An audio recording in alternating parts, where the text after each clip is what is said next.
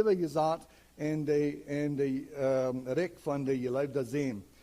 Wo ich das noch einmal lesen. Wenn ans Gerad haft uit de volmacht van Diensternis en verzaad in dat Reck von seinen geliebten Seen. So wir sind wirklich versaat, wirklich gesagt. Wir wären in ein Reck, und dort Reck wir, dort heißt das Vollmacht von Diensternis.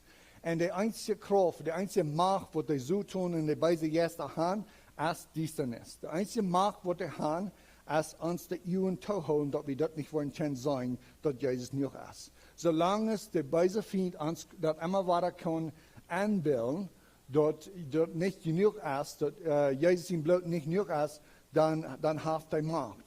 Aber so schwindet es wie dort weiten, so schwindet es wie entscheiden, und ich will das Wort Gottes lesen, ich will weiten, was hat Gott für mich tun, wo ist der Rat, die Entscheidung selbst fängt das Licht